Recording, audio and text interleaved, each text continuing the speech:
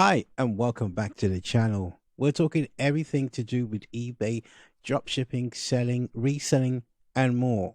So if you're new to eBay and you haven't discovered how to use eBay platform, here it is right now. I'm going to go through lots of things on how I have made really useful good at eBay using some of the platform itself. So today we're talking about 100% eBay titles.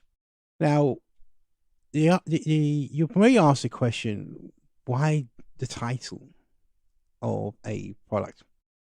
Now, first of all, let's understand what we're talking about and why eBay titles. What means we're talking about is actually the title of the item that you are going to list. Why is it important? Why should we even care about the title itself? Most important is the title. Okay, if you think about a picture says 1,000 words, a title can also get lots of thousands of viewers just by the title itself. The title really consists of lots of things. Again, there's what we call keywords, and again, the phrases or people are typing.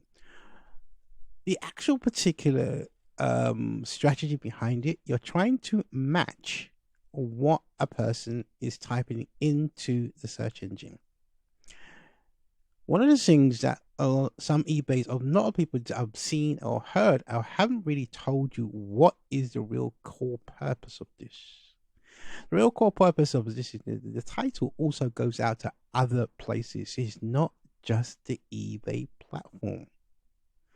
So these particular words, it'll look again, the particular computer systems will look at what you've titled or put in these particular things and says, oh, is it related? Now, obviously, you can't be listing things that are not related, and this is the problem. A lot of people put in the wrong information. They make it sound like a big novel. You've only got a limited amount of characters you can put up there, and you've got to be very, very creative. There are some words you should not be using in that title, and I'll go into that in a bit in a moment or two. But let's think about it before we start. Your objective is to describe the actual particular item the best way you can in various words, not a long sentence. And this is where people get wrong. Now, you've got to be descriptive as best as possible. But again, obviously, the second part would be with the picture behind it. But if you can get the first part where you can use the keywords the best way you can, so the item can get found when somebody searches on there. That is what you're doing, not in trying to describe the item to its full entirety, because some people don't even read the actual description. They're looking for something and they want it. Now, let me give an example and break this down to you. We have a pink truck for girls. Now you can see here I've got pink, a truck, and girls. So what we've got is color, the item itself, and what sex of for the person.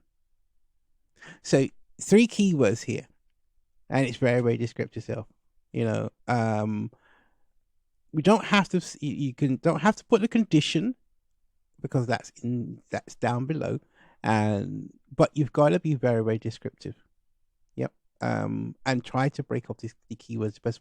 It takes a while to understand it, but if you want to get a trick and tip here, is look at your competitors. Now, when we say competitors, if you don't know, if you typed in the item that you have or is closely related, or even if somebody else is selling that item and it comes up close to the position, look how have they put these keywords.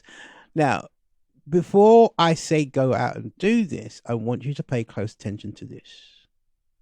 When in your listings, when you do a search on eBay, you'll see a couple of things. One, you'll see a little particular area. It will say sponsored. Don't pay attention to that particular title. Yeah, the title is just, again, the words at the top. Reason what they are somebody's paying for those particular items to be listed in, and we'll do a video about sponsored ads, and thinking about strategy, how it's done, and that's what we're looking for. So the title consists of, again, certain things. Some of the things you don't want to put in there. No, you don't want to put things that can entice people to go out and sell. There are keywords that you shouldn't be using. A lot of this hasn't been discussed on the internet, and I will go down with this area again deeply to show you don't do it, because it also will cause a problem. There is an area in eBay, and even if you're listening, if you're a pro seller, there is an area in eBay that will tell you how powerful your title is and if it will be rejected by other platforms as well. So keywords like you're enticing it. You don't have to use particular phrases and or and putting silly emojis or again happy faces and things like that. No, you're trying to, because that will get rejected. It won't get you banned, but more what it will do, it will lower your chances obviously of getting listed, and be in the right things. It may confuse the computer system on top of that. So titles are very, very important, and obviously the way you put it is very important. So all this information I'm telling you is very, very high level, but however, for the beginner, to get your items listed, it's a bit of a science and a bit of understanding. So once you've got your title, what will happen here is this: your listing will go into the listing place.